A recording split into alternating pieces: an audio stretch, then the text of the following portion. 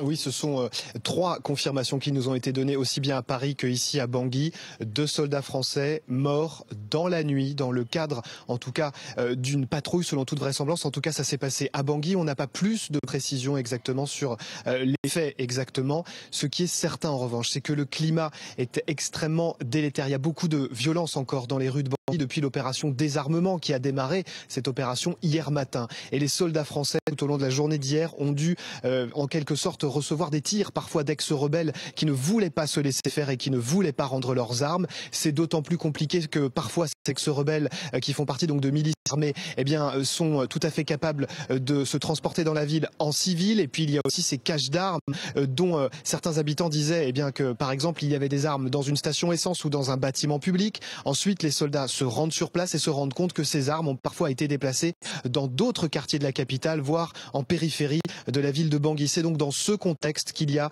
ce matin la mort annoncée de 2 soldats français.